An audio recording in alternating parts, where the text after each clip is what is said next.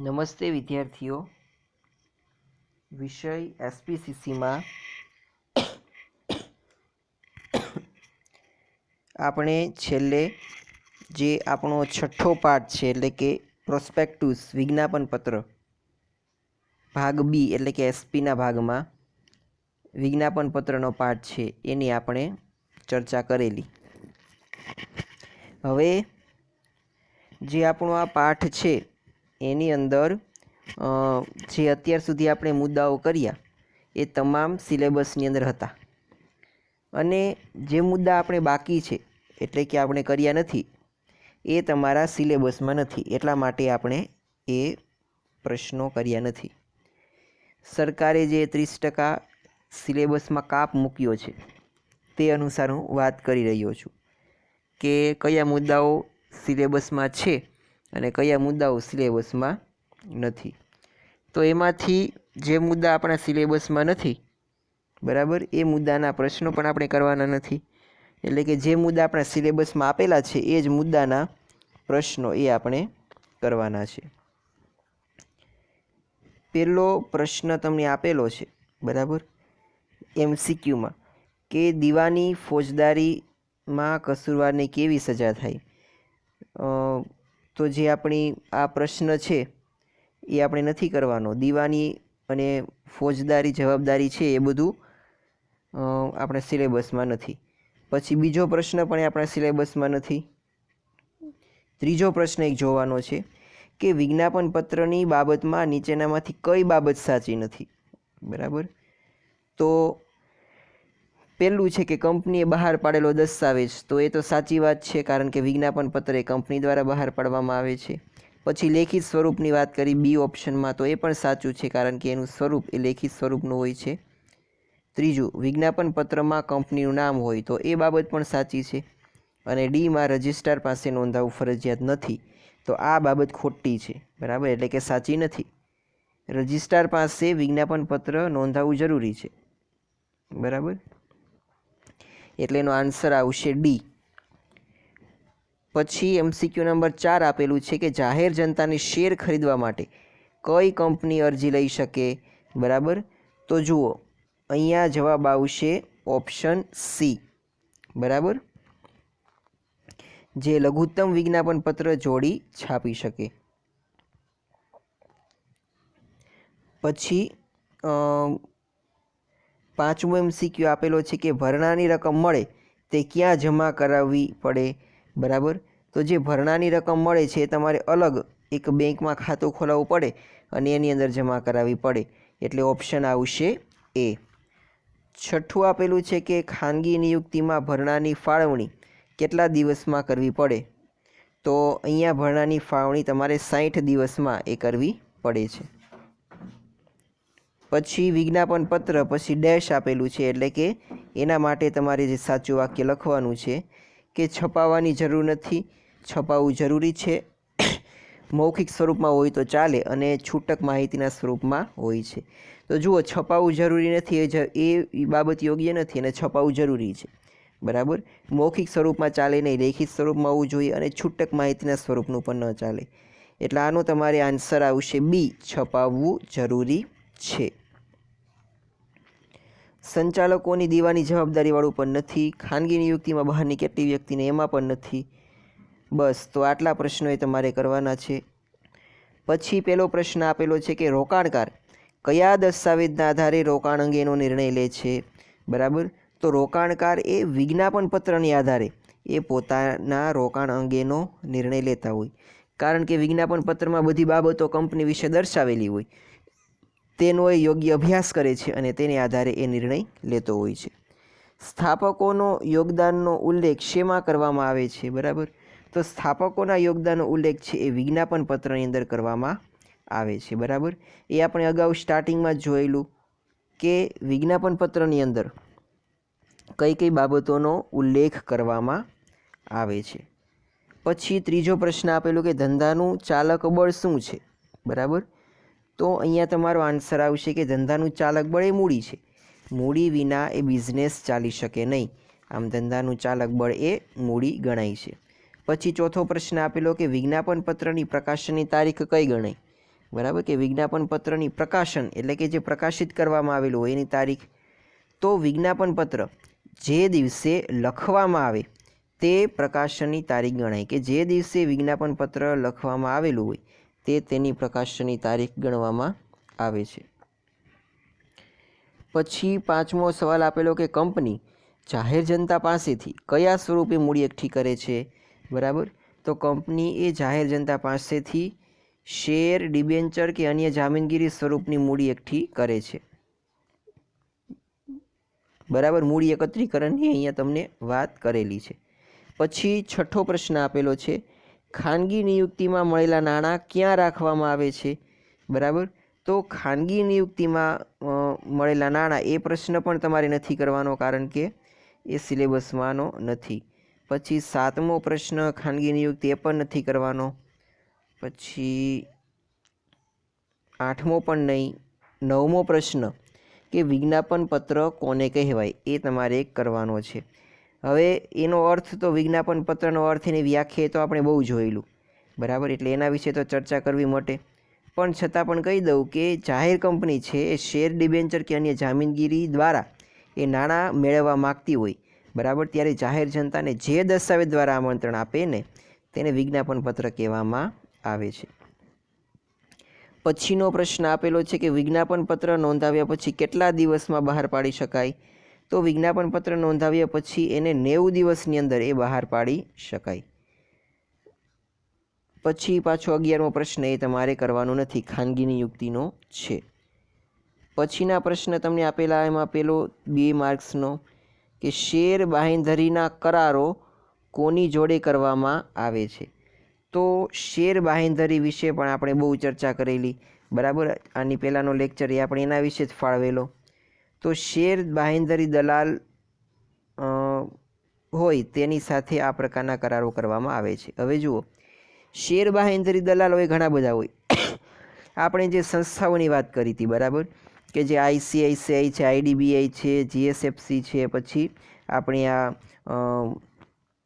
બીજી કાંઈ કોઓપરેટિવ અને સેલ્ફ ફાઇનાન્સ બેંક કે કોર્પોરેશન હોય છે. બરાબર, આ બધી બેન્કો છે એ આ પ્રકારના કરારો કરે અને એને શેર દલાલો તરીકે અથવા તો બાંહેધરી દલાલ તરીકે ઓળખવામાં આવે છે. અને આ પ્રકારના વ્યક્તિઓ હોય છે એ શેરની બાંહેધરી અંગેના કરારો એ તેની સાથે કરવામાં આવે છે. પછીનો બીજો પ્રશ્ન આપેલો કે લઘુત્તમ ભરણું ન ભરાય તો તેની કેવી અસરો થાય. તો જે લઘુત્તમ ભરણું એટલે કે મિનિમમ સબસ્ક્રિપ્શન એવું એને ઇંગ્લિશમાં કહેવાય છે, એ જો ન ભરાય લઘુત્તમ ભરણું તો એની અસરો કેવી થાય છે, આ પણ આપણે બહુ વિગતવાર મેં તમને સમજાવેલું. તો લઘુત્તમ ભરણું છે એ ન ભરાય તો તેને કારણે શેરની ફાળવણી ન થાય. પહેલી અસર તો એ જ થાય. બરાબર, કે શેર હોલ્ડર હોય એ શેરની ફાળવણી પણ કરી શકતા નથી. હવે જે વ્યક્તિઓએ પૈસા આપ્યા હોય એની રકમ પણ પરત કરવી પડે, એટલે કે અરજદારને રકમ પરત કરવી પડે છે. પછી શું થાય તો કે જાહેર કંપની આ જોગવાઈનો જો ભંગ કરે ને તો જવાબદાર અધિકારી એ દંડને પાત્ર પણ બને છે. બરાબર, તો આ બધી બાબત એ તમારે ધ્યાનમાં રાખવી પડે કે લઘુત્તમ ભરણું ન ભરાય તો તેની આ પ્રકારની અસરો જોવા મળે છે. પછીનો ત્રીજો પ્રશ્ન આપેલો છે કે વિજ્ઞાપન પત્રમાં કોની કોની લેખિત સંમતિ જરૂરી છે. તો વિજ્ઞાપન પત્ર તમારે બહાર પાડવું હોય તો એની અંદર અમુક પક્ષકારોની લેખિત સંમતિ હોવી જરૂરી છે. બરાબર, એના તમારે અહીંયા નામ લખવાના. તો પેલું છે કે ભાઈ ઓડિટરની પણ મંજૂરી હોવી જરૂરી છે. બરાબર, કે જે કંપનીના હિસાબોનું ઓડિટ કરે છે. પછી કાનૂની સલાહકાર, ઇકોનોમિક એડવાઇઝર અથવા તો લીગલ એડવાઇઝર, સોલિસિટર, પછી બેંક, આ તમામની એ લેખિત સંમતિ મેળવવી જરૂરી છે. પછી આપેલું છે ખાનગી નિયુક્તિમાં પ્રસ્તાવ કોને આપી શકાય. તો આ પણ પ્રશ્ન એ તમારે કરવાનો નથી. વિજ્ઞાપન પત્રમાં અન્ય ગુના અંગેના કેવા પ્રકારની એ પણ નહીં કરવાનો. પછીનો સવાલ છે 6થો કે વિજ્ઞાપન પત્રમાં કયા અધિકારીઓ સામેલ કરવામાં આવે છે. તો આ પ્રશ્ન તમારે કરવાનો છે કે વિજ્ઞાપન પત્રમાં કંપની સેક્રેટરી, મુખ્ય વહીવટી અધિકારી એટલે કે ચીફ એક્ઝિક્યુટિવ ઓફિસર CEO, પછી ઓડિટર, પછી લીગલ એડવાઇઝર એટલે કે કાનૂની સલાહકાર, પછી બેંક, બરાબર, અથવા તો બેન્કર, પછી ટ્રસ્ટી છે, પછી બાંહેધરી દલાલો છે, વગેરે અધિકારીઓનો સમાવેશ કરવામાં આવે છે. તેના નામ એમાં નોંધવામાં આવે છે. તો આ હતો તમારા જે 2 માર્ક્સના પ્રશ્નોના જવાબ. હવે પછી જે આપેલા છે એ પ્રશ્નના જવાબ તમને 3 માર્ક્સમાં તમારે એના આન્સર આપવાના. તો સ્વાભાવિક છે કે તમારે થોડોક વિગતવાર એટલે કે લગભગ 1 પેજનો સવાલ એ તમારે આ 3 માર્ક્સની અંદર એ લખવો પડે. પછી 1 પેજ ન થાય ને હાફ પેજ થાય કે પોણું પેજ થાય તો પણ ચાલે, પરંતુ મુદ્દાસર એટલે કે માગ્યા મુજબ તમારે જવાબ આપવાના છે. જેવો પ્રશ્ન પૂછેલો એવા તમારે આન્સર આપવાના છે. તો પહેલો જ પ્રશ્ન આપેલો કે વિજ્ઞાપન પત્રનો અર્થ જણાવો. તો આને તમારે વિગતવારે વિજ્ઞાપન પત્રનો અર્થ સમજાવવો પડે. તો જુઓ, સાદી ભાષામાં કહીએ તો વિજ્ઞાપન પત્ર એટલે જાહેરાત, એમાં કંઈ નવીન નથી. જાહેર કંપની પોતાના શેર, ડિબેન્ચર કે અન્ય જામીનગીરી ખરીદવા માટે જે દસ્તાવેજ દ્વારા આમંત્રણ આપે ને તેને વિજ્ઞાપન પત્ર આપણે કહીએ છીએ. આવી આપણે એક સામાન્ય સમજૂતી વિજ્ઞાપન પત્રમાં મેળવેલી.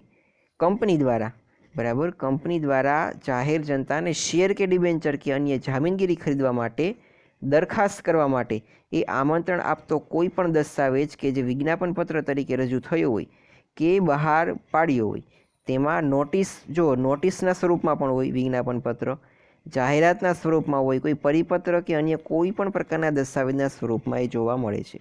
અને વિજ્ઞાપન પત્રમાં શેર, જામીનગીરી કે ડિબેન્ચર ખરીદવા માટે એ જાહેર કંપનીને આમંત્રણ આપવાનો એનો માત્ર હેતુ હોય છે, બરાબર. તે હેતુથી જ એ વિજ્ઞાપન પત્ર બહાર પાડવામાં આવે છે. પછીનો પ્રશ્ન આપેલો છે કે વિજ્ઞાપન પત્રના લક્ષણો. તો આ 3 માર્ક્સનો સવાલ છે એટલે એટલીસ્ટ તમારે 5 કે 6 એ લક્ષણો એના લખવા પડે. તો વિજ્ઞાપન પત્ર તો જુઓ, સમજૂતીમાં જ તમને એના ઉપરથી લક્ષણો તારવી શકો કે ભાઈ કંપની દ્વારા બહાર પાડવામાં આવેલો દસ્તાવેજ છે, બરાબર. હવે એ શું દર્શાવે તો કે શેર કે જામીનગીરી ખરીદવા માટેનું એ જાહેર જનતાને આમંત્રણ આપે છે. પછી વિજ્ઞાપન પત્ર નોટિસ કે પરિપત્ર કે જાહેર ખબરના સ્વરૂપમાં એ હોય છે. પછી લેખિત સ્વરૂપમાં હોય છે. તેની નોંધણી એ રજિસ્ટ્રાર સમક્ષ કરાવવી જરૂરી છે. તેની પ્રિન્ટ આઉટ કાઢવી પણ જરૂરી છે. આ બધી વિગતો જે આપણે અગાઉ ભણેલા છીએ એના વિશેના લક્ષણો તમારે લખવાના છે, બરાબર. તો આ હતા વિજ્ઞાપન પત્રના લક્ષણો. પછી ફોજદારીવાળો સિલેબસ તમારે નથી કરવાનો.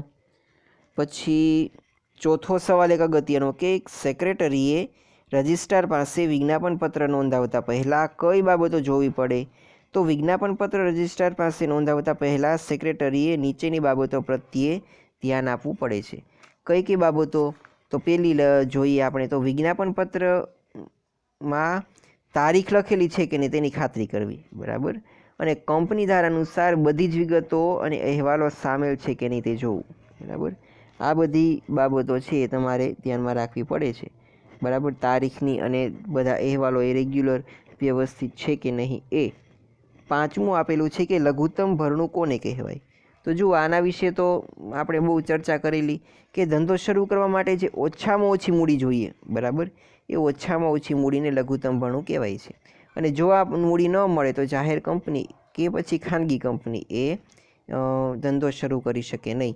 એટલે કે ઓછામાં ઓછી રકમના શેર જાહેર જનતા દ્વારા ખરીદાય તો તેને લઘુત્તમ ભરણું કહેવામાં આવે છે. પછી દીવાની જવાબદારીવાળો નથી કરવાનો.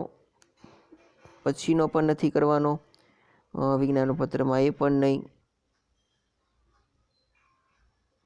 પછીનો જે 10મો પ્રશ્ન છે કે લઘુત્તમ ભરણાનું મહત્ત્વ, એ તમારે કરવાનું છે. તો આ પણ આપણે છેલ્લા લેક્ચરમાં વિગતવાર સમજેલા કે લઘુત્તમ ભરણું જરૂરી છે. કારણ કે ઘણી વખત શું થાય કે એવા કોઈ બિનઉત્સાહી સંચાલકો હોય, એને કંઈ ખ્યાલ ન હોય, તો પછી એ શું કરે તો કે લઘુત્તમ ભરણું ન ભરે તો પણ ધંધો શરૂ કરી દે. તો આવી પરિસ્થિતિમાંથી બચવા માટે શું કરવું જોઈએ? તો આવી પરિસ્થિતિમાંથી બચવા માટે લઘુત્તમ ભરણું એ રાખવામાં આવે કે જો આટલા પૈસા ન મળે તો ધંધો શરૂ જ નહીં કરવાનો, કે જેથી લોકોના નાણાં ડૂબે નહીં. નહીં તો પોતે તો કંપની ડૂબે, પરંતુ બીજા કોકે પૈસા રોકેલા હોય ને એના નાણાં પણ ડૂબાડે, આવું જોવા મળે. પછી જો શેર બાંયધરી કરાર કરવામાં ન આવે તો શું મુશ્કેલી થાય? તો જો શેર બાંયધરી કરાર કરવામાં ન આવે તો સ્વાભાવિક છે કે નાણાં ન મળે તમને પૂરતા, લઘુત્તમ ભરણું ન મળે એટલે ધંધો શરૂ ન કરી શકો. અને ધંધો શરૂ ન કરી શકો એટલે તમારે જે કંઈ પૈસા આવેલા હોય એ નાણાં પણ તમારે પરત કરવા પડે. અને તમે ખોટા જો આ નિયમોનું પાલન ન કરો તો તમને ગુનો કે દંડ કે સજા પણ થાય છે. તો આ હતું એની મુશ્કેલીઓ. પછીના જે 5 માર્ક્સના સવાલ છે એમાં પહેલો છે ખાનગી નિયુક્તિ અંગે નથી કરવાનો. વિજ્ઞાપન પત્રમાં ગેરરજૂઆતનો પણ નથી કરવાનો. સેક્રેટરીની ફરજોની બાંહેધરી કરારના ફાયદાઓ, આ એક પ્રશ્ન તમારે કરવાનો છે. પછીનો ડાયરેક્ટ તમારે 7મો બાંહેધરી કરાર કોને કહેવાય એ પ્રશ્ન કરવાનો છે. વિજ્ઞાપનપત્રનું મહત્ત્વ કરવાનું છે.